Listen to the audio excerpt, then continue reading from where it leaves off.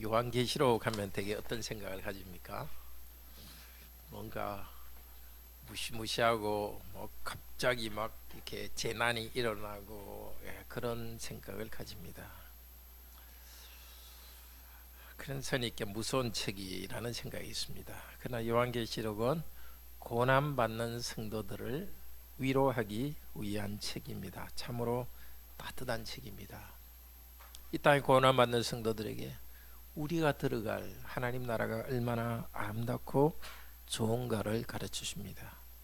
그 새하늘과 새 땅에 대한 소망 때문에 기쁨으로 이 믿음의 길을 인내하면서 걸어갈 수 있도록 격려해 주는 책입니다.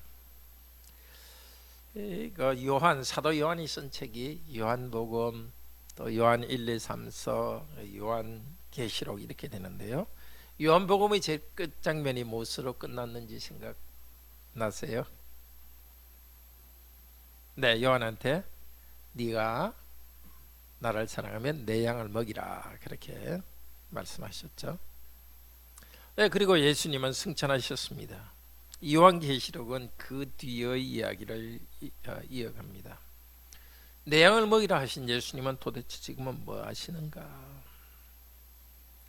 승천하신 예수 그리스도는 뭘 하시는가? 고난 가운데 살아가는 성도들이 가진 질문이었습니다. 고난 가운데 살아가는 사도들이 가진 질문이었습니다. 요한계시록은 답해 줍니다. 예수 그리스도께서는 실제로 하늘에 계신다. 이 땅을 다스리고 모든 것을 주관하신다고 가르칩니다. 그러면서 성도를 크게 위로해 주고 있습니다. 거기 나온 무서운 모습들은, 계시록에 나오는 무서운 모습들은 성도들이 당하는 고난을 그림으로 나타낸 것이지 우리가 그런 재난을 당하는 것은 아닙니다. 요한계시록은 사실 다른 서신서와 비슷한 것이 많습니다. 편지는 제일 처음에 뭘로 시작하죠? 되게 은혜와 평화가 너에게 있을지어다 시작하고 제일 뒤에도 은혜와 평화가 있을지어다 이렇게 끝나죠. 요한계시록도 보면은 앞쪽에 좀 이야기가 있었지만은 중간에 5절에 1장 5절에 은혜와 평강이 너에게 있을지어다 나오죠. 편지 형식으로 씁니다. 그리고 요한계시록 제일 마지막 한번 볼까요?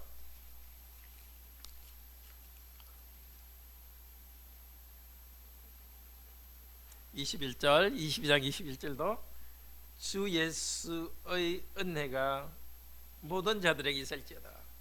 그러니까 계시록은 요한 자신이 본 환상을 편지로 지금 써줍니다. 그러니까 다른 서신서는 성령께서 주신 계시의 내용을 글로 써 보내지만 요한계시록도 물론 글로 보냅니다. 그렇지만 요한계시록은 자기가 환상으로 본 것을 글로 써 보냅니다. 일반 서신서도 그러고 요한계시록도 성도를 위로하기 위한 책입니다. 네. 혹시 그렇게 많이 춥지 않으면 에어컨을 좀 꺼도 될까요? 네. 제가 조금 더워서.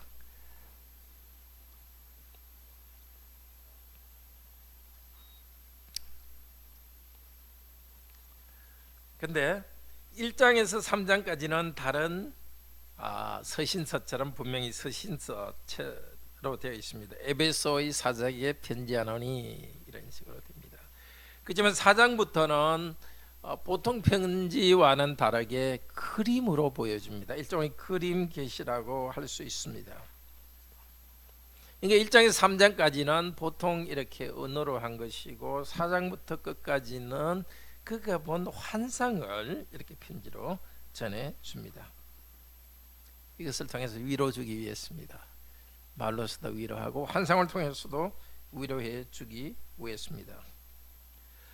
요한계시록 1장은 요한이 하나님으로부터 계시의 말씀을 어떻게 받는가에 관한 것입니다. 어떻게 계시를 받는가에 관한 것입니다. 서론이라고 할 수 있죠. 계시의 말씀을 사도 요한에게 전해주는 장면입니다. 오늘도 같은 말씀을 성령님께서는 복음 전파자를 통해서 우리들에게 전파하고 있습니다. 자, 1절에서 3절이 서론입니다. 요한계시록 1절에서 3절 같이 읽읍시다. 예수 그리스도의 계시라.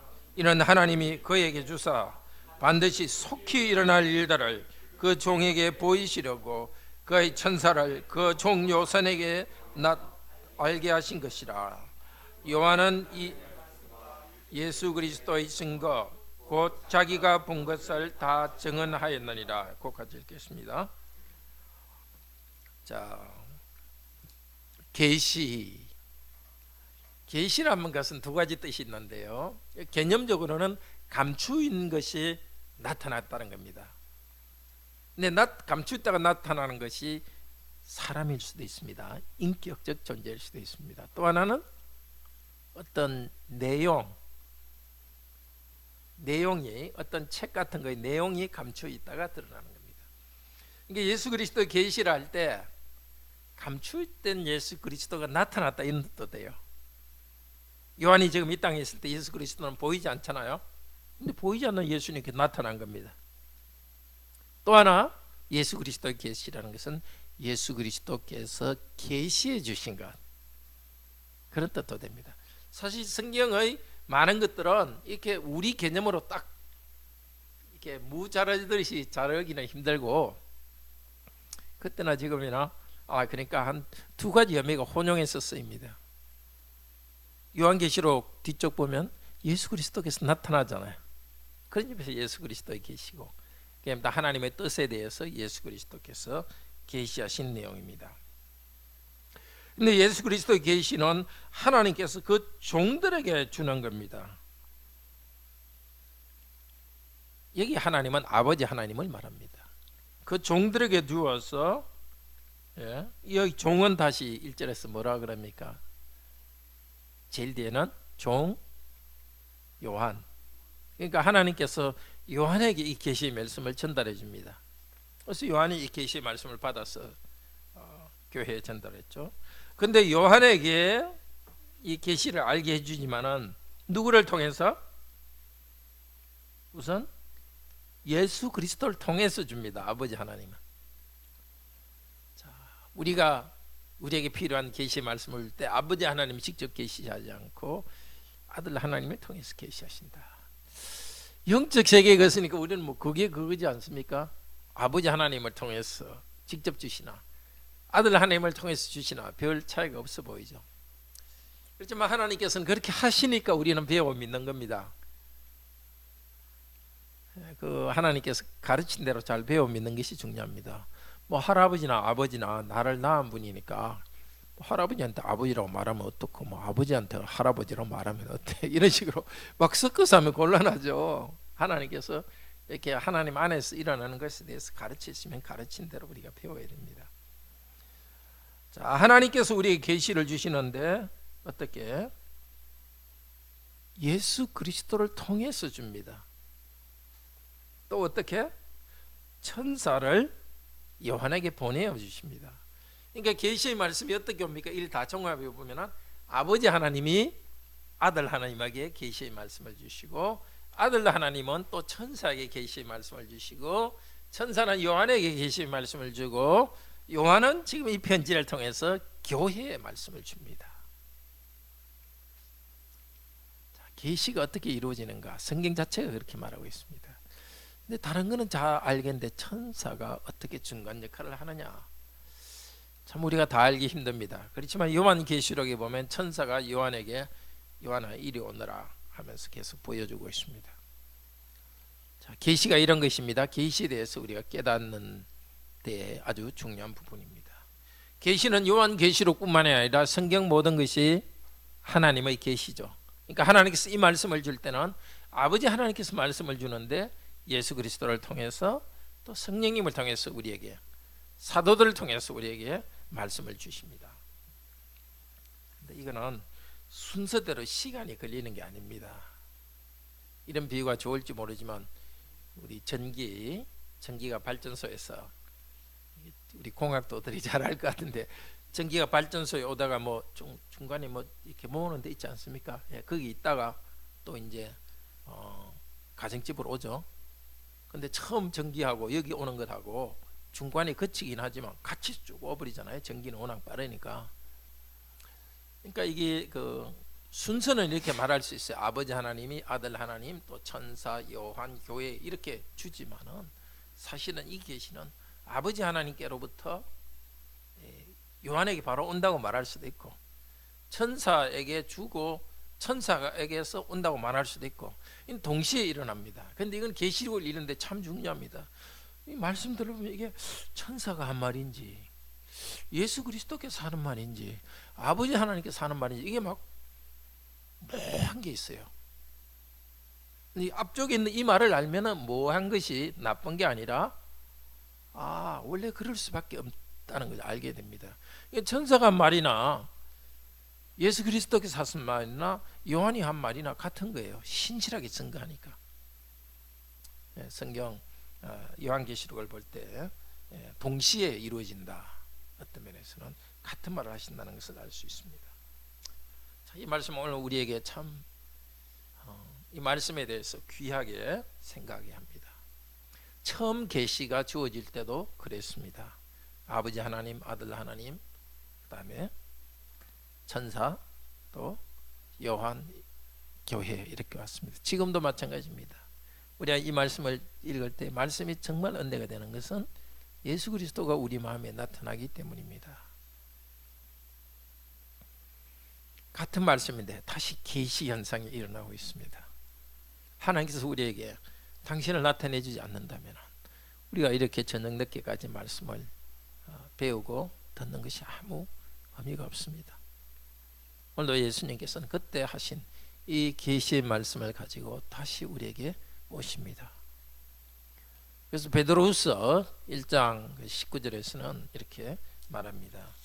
너희가 이 말씀을 주의해 보는 것이 가하니라. 언제까지? 베드로후서 1장 19절은 이렇게 말합니다. 우리에게는 더 확실한 예언이 있어 어두운 데를 비추는 등불과 같으니 날이 새어 샛별이 너희 마음에 떠오르기까지 너희가 이것을 주의하는 것이 옳으니라. 하나님 말씀을 읽을 때 우리 마음에 샛별이 떠오르듯이 그리스도께서 우리 안에 떠오릅니다. 처음 예수님을 믿었을 때, 우리가 영접했을 때 우리 인생이 달라졌습니다. 마찬가지로 우리가 예수 그리스도를 믿고 있지만 이 말씀을 그대로 믿을 때에 이 계시 현상, 아버지 하나님 그리스도를 통해서 우리에게 오는 계시 말씀이 우리에게 새롭게 나타납니다. 새롭게 나타나는 것은 예수 그리스도를 우리가 새롭게 만나는 겁니다.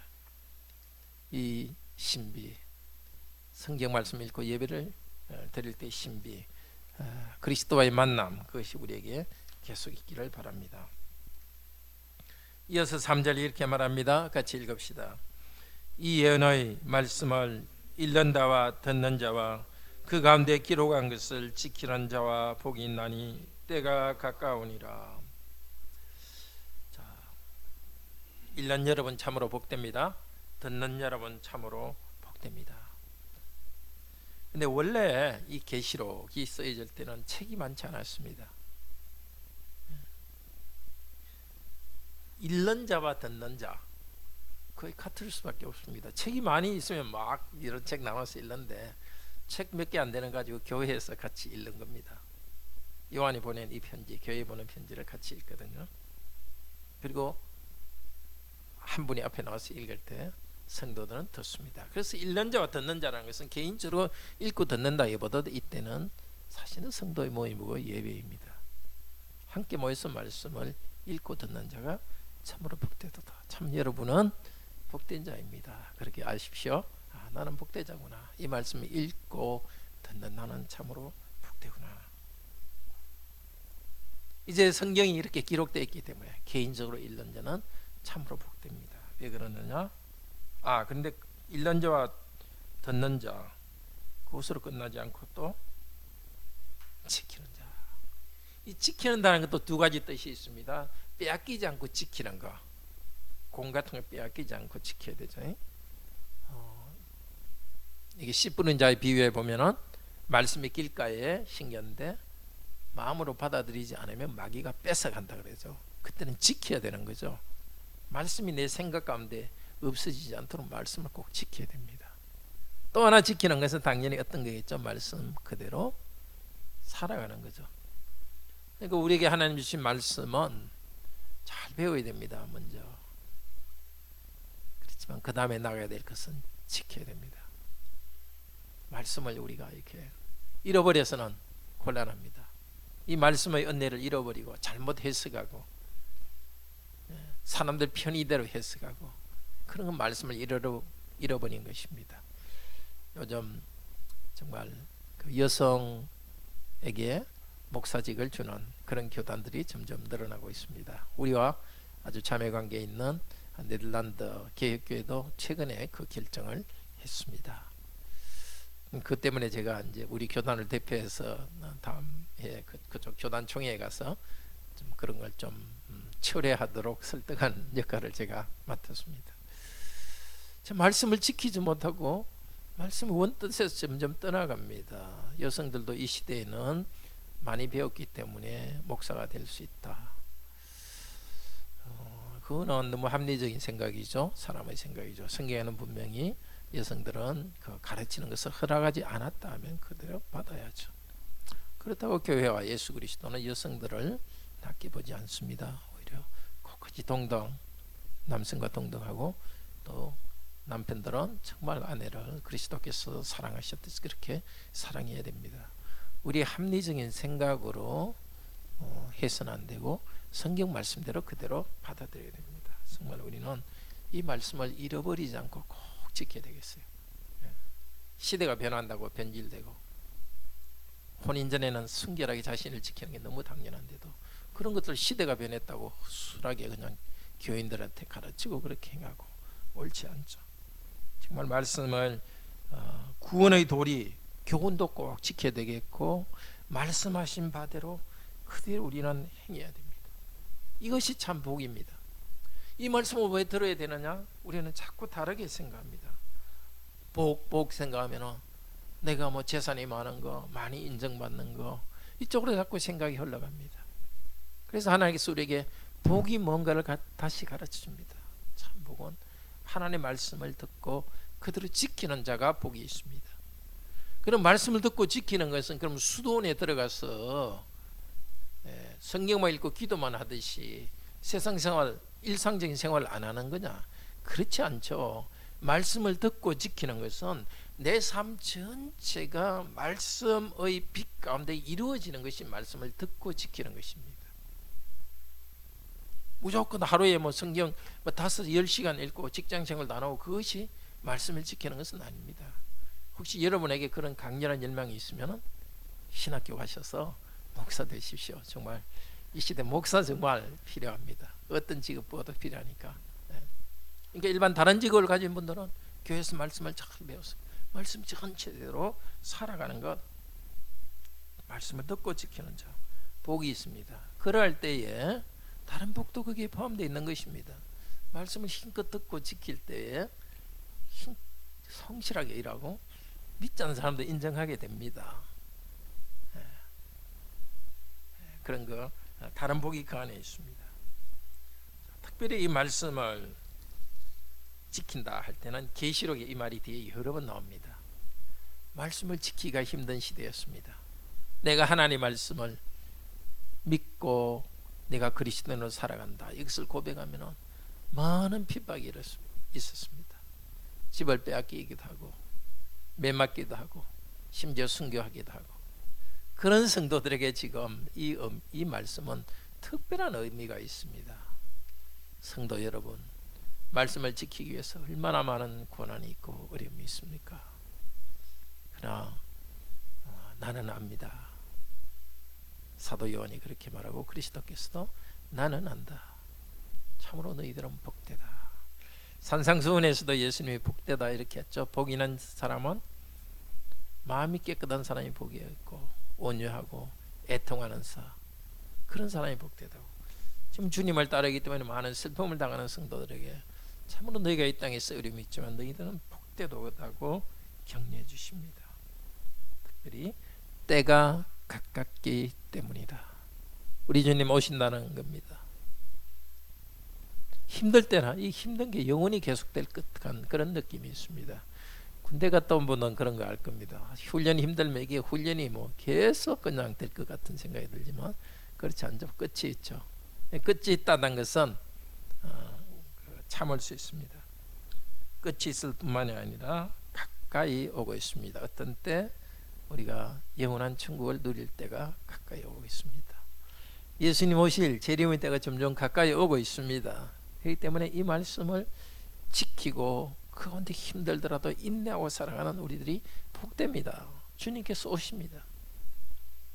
2000년 동안 안 오셨는데 주님 오신다 해도 아마 2000년 정도는 더 있을 거다. 그렇지는 않습니다. 우리가 적는 순간은 주님 오시는 날과 똑같습니다. 그렇죠? 이 세상 떠나는 날, 저 같은 경우는 뭐 엄청나게 하나님 저를 오래 살게 하시면 한 40년 아마 50년 살게 하겠죠. 그때가 예수님 오시는 때와 똑같아요. 저의 시간에 있어서는 더 이상 바꿀 수 없기 때문에 주님 오시는 때하고 같아집니다. 맞으면 이 땅의 인생이 그렇게 길지 않고 끝날 때가 옵니다. 남은 날 동안 정말 주님 말씀을 잘 읽고 배우고 그대로 순종하는 그 복된 삶이 되기를 바랍니다. 자, 이 계시의 말씀 전체에 대해서 말하고 이제 4절부터는 편지 형태로 다시 시작합니다. 은혜와 평강이 너에게 있기를 원하노라. 그렇게 됐죠. 4절 5절에서 원래 영어 성경에는 그리고 이렇게 됩니다. 요한, 이게 이제 저자입니다. From John. 그 다음에 7 교회에게, 아시아에 있는 7 교회에게 편지하노니, 편지하노니라는 말은 없습니다. 그냥 우리 위에 글 쓸 때 from, to 이런 거 쓰죠. 요즘 젊은 분들이 그렇게 쓰죠. From John, 요한으로부터, to 아시아에 있는 7 교회에게. 그 다음에 나오는 말이 은혜와 평강, 이렇게 명사만 나옵니다. From John to Church in Asia, Grace and Peace, 이렇게 아주 딱딱 받지 않게 나옵니다. 은혜는 하나님이 공짜로 주시는 겁니다. 우리 노력으로 얻는 것이 아니라 하나님께서 공짜로 주시는 큰 은혜가 많아지기를. 죄 용서의 은혜, 그리고 여러 가지 하나님이 공짜로 주시는 것. 평화는 그 결과로 우리가 되는 겁니다. 하나님 쪽에 주는 걸 은혜라 그러고요, 우리 쪽에서 누리는 것을 평화라고 합니다. 평화는 마음의 평화가 있죠. 죄 용서해 주시니까, 글쎄, 믿지 않는 사람들은 아무리 성실하게 살아더라도 자기 안에 있는 죄를 보니까 항상 마음이 무겁고 부등해요. 그리스도인은 죄지지 않기 위해서 죄와 싸웁니다. 그렇지만 죄와 싸우다 넘어지더라도 우리는 바로 그리스도께 나아가서 그리스도를 향해서 달려가고, 또 그리스도께서는 우리를 죄 용서해 주십니다. 우리는 죄인된 우리 자신을 보지만은 동시에 평화와 죄책감으로부터 벗어나는 기쁨이 있습니다. 이건 아무리 거룩한 사람이라 할지라도 죄로부터 완전히 벗어나는 사람은 아무도 없습니다. 여기 말씀 전하고 있는 저도 새벽 기도에 항상 기도할 때 그 회개의 기도, 나 자신의 부정함을 하나님께 내어놓고 또 그럴 때 하나님께서 다시 위로해 주는 것, 그런 것들이 저에게도 가장 중심적인 우선적인 기도입니다. 우리가 누리는 평화, 마음의 평화는 죄의 짐으로부터 벗어나는 거죠. 죄의 짐으로부터 벗어나는 것은 내가 선하게 살아서가 아니라 그보다 먼저 용서해 주셨기 때문에 마음에 평화가 있습니다. 그 평화를 지금 축복해 주고 있습니다. 은혜와 평화 선언해 줍니다. 이 편지를 읽을 때 마치 예배 때 이렇게 은혜와 평화 이렇게 축복을 선언해 주는 것처럼 성도들이 모여서 요한계시록을 읽기 때문에 하나님께서 선언하시는, 요한의 편지를 통해서 선언하시는 은혜라는 이 선언을 믿음으로 받을 때 성도들은 다시 제 용서의 기쁨에서 오는 죄 용서에 쏘는 평화가 있습니다. 오늘 여러 성도들에게도 이 말씀 바로 우리들에게 주시는 말씀이니까 하나님께서 오늘도 지금 이 순간 여러분에게 은혜 주시니까 정말 여러분 안에 있는 여러 가지 죄에 대한 생각들 때문에 마음이 찌뿌둥하고 눌리는 데서 벗어나서 이 죄를 주님께 다 맡기고 마음의 평화를 얻기 바랍니다. 그리스도인은 물론 성격적으로 타고나게 너무 심각하고 좀 이렇게 뭔가 우울한 그런 성격이 있을 수 있습니다. 성격 유형적으로. 그렇지만 그리스도는 이것을 알기 때문에 기쁨이 항상 있는 겁니다. 자연적인 성품으로는 왠지 모르지만 하나님께서 우리 중에 어떤 사람들은 좀 우울하고 심각한 성품으로 태어난 사람이 있습니다. 천성이. 그럼에도 불구하고 죄인인 나를 용서해 줬다는 이 사실을 점점 알고 감사하면서 그리스도는 유쾌함이 있는 것입니다. 정말 여러분에게 다른 어떤 평화보다도 주께서 내 죄를 다 짊어지셨다는 것 때문에 평화가 넘치길 바랍니다. 실수해 놓고도 그 사람이 이렇게 볼지 않을까, 그 생각 때문에 뭔가 누리는 것이 아니라 실수했다면, 내가 잘못했다면 보상해 주면 되는 것이고, 단순히 사람들이 나를 어떻게 볼게 아니 보면 어떻게 하냐, 그런 것 때문에 우리가 마음에 슬픔을 가질 이유가 없습니다. 주께서 내주시고 용서해 주셨기 때문에 그 평화를 누리기를 바랍니다. 그리스도인 누리는 평화는 승리해서 오는 평화입니다. 아까 오전 말씀에도 우리가 들었죠. 예수 그리스도는 자기 백성을 그 죄로부터 구원할 자다. 구원이라 할 때는 죄 용서가 있고, 또 하나는 구원의 원래 히브리 구약 성경의 뜻은 승리라 그랬죠. 승리하는 기쁨이 있습니다. 그리스도인은 약하지만은, 나는 나 자신으로는 약하지만 주님을 의지해서 죄와 싸워서 이기고 승리하는 기쁨이 우리에게 있습니다. 그 기쁨, 거기서 오는 평화가 있습니다. 그래서 평화의 개념에는 번성이라는 것이 아주 강한 뜻입니다. 마음의 어떤 느낌보다 더 중요한 게 객관적으로 번성하는 것입니다. 번성하기 위해서는 땅을 다스리고 정복하듯이 우리가 죄와 싸워서 이기고 누리는 승리가 거기에 있습니다. 이것을 누리기, 하나님께서 너에게 이것을 주기를 원한다고 사도는 말하고 있습니다. 오늘 여러분에게도 말씀하고 있습니다. 정말 여러분이 믿음으로 승리하는, 은혜를 주시니까 은혜를 믿음으로 받고 승리하시길 바랍니다. 그 다음에 이 평화라는 것은 모든 종합적인 평화입니다. 종합적인 평화, 종합적인 번성입니다. 그에는 건강도, 경제적인 것도, 삶 전체의 뭐하지만 요즘 말하면 어떤 홀리스틱, 통전적인, 전체적인 모든 것에서의 평화, 삶 전체가 평화가 있는 것입니다. 근데 놀라운 것은 뒤에 계시록 보겠지만은 많은 고난들, 성도는 많은 고난 가운데 있습니다. 고난 가운데 있는 성도들에게 고난을 다 벗어나서 평화라고 말하지 않습니다. 현재 고난 가운데서 평화를 말하는 게, 이게 정말 성령께서 주시는 특별한 평화입니다. 물론 우리는 고난 가운데 있을 때 이 고난으로부터 벗어나게 해달라고 하나님께 간절히 기도합니다. 고통을 좋아지는 것은 아닙니다.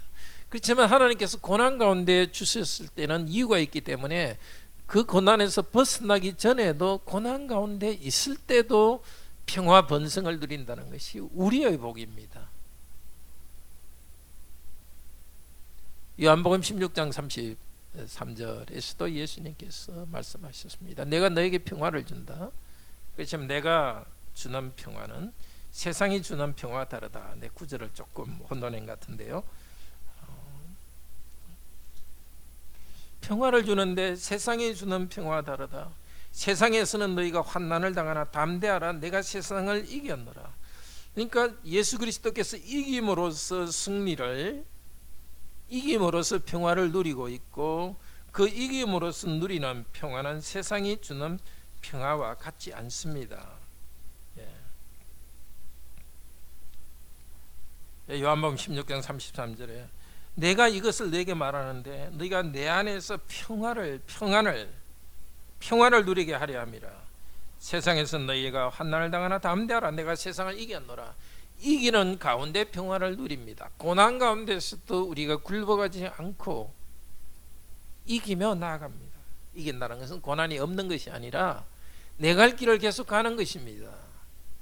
스포츠 할 때 상대편이 나한테 오지만은 그 밀고서 나는 나가는 겁니다. 전쟁 때 상대방이 화살을 쏘고 내가 좀 다치기도 하지만 내가 갈 길을 계속 가는 것입니다.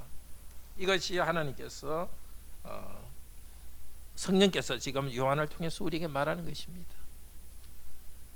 내 갈 길, 직분의 길 다 가는 것입니다. 그리고 어려움이 있더라도 전체 가운데서 내가 넘어지지 않도록 주님께서 인도해 가시는 것이 우리에게 주신 그런 큰 복입니다. 은혜와 평강이 너에게 있을지어다. 이 은혜와 평강은 어디로부터 오죠? 요한계시록으로 다시 가봅시다. 어디로부터?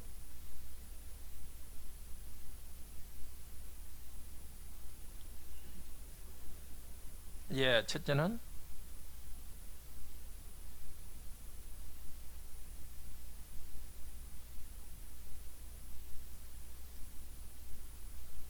누구로부터? 예수 그리스도로부터. 그는 뒤에고요. 이게 사실은 앞에 로부터 말미암아라보다도 정확히 말해서는 으로부터 그 기원입니다. 우리말이 말미암아 이렇게 하면 through 이렇게 통하여 이렇게 되는데요. 그보다는 그 어디서 출발했느냐 하는 것입니다. 우리의 평화가 어디서 오느냐? 첫 번째는 이제도 계시고 전에 계시고 장차 오실 이로부터. 그게 원래 로부터가 원래 거기 들어 있습니다. 평안은 어디로부터 오느냐? 지금도 계시고 전에도 계시고 장차 오실 분 누구죠? 예수 그리스도이지만 그리스도는 뒤쪽에 나오죠. 아버지 하나님입니다. 성부 하나님. 보좌 앞에 7영은 두 번째도 보좌 앞에 7영과가 아니라 보좌 앞에 7영으로부터 이렇게 됩니다. 7영은 누굴까요? 그러면은 성령님입니다. 7은 완전수를 말하고. 그 다음에 세 번째, 충신된 정인으로서 죽은 자 가운데서 먼저 나시고 땅의 임금들의 머리가 되신 예수 그리스도로부터, 아버지 하나님으로부터, 성령님으로부터, 아들 하나님으로부터 은혜와 평강이 너에게 있기를. 참으로 중요합니다. 우리가 지금 누리는 은혜, 이 평화는 그냥 아들 하나님께서만 주는 것도 아니요, 성령 하나님께서만 주는 것도 아니요, 아버지 하나님께서만 주는 것이 아니라 아버지 하나님, 아들 하나님, 성령 하나님께로부터 오는 평화를 우리에게 주십니다.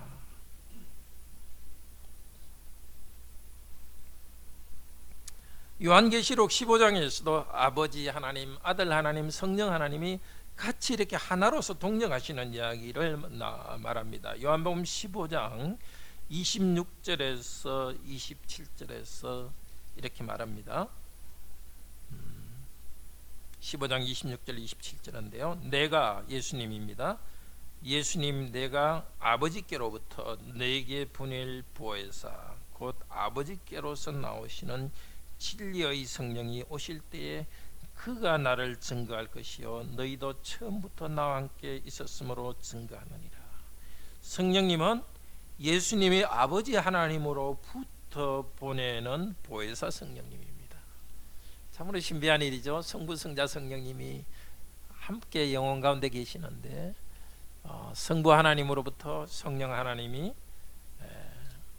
성자 하나님을 통하여서 우리에게 오십니다. 자, 이런 그 영적 삼일체 하나님의 신비 가운데 우리에게 은혜와 평화가 주어집니다. 하나님께서 우리에게 한 하나님이 우리에게 은혜를 주시지만 더 분명히 말할 때 우리에게 얼마나 큰 은혜가 됩니까? 삼위 하나님이 협력하셔서 저와 여러분에게 은혜를 주시고 평화를 주십니다.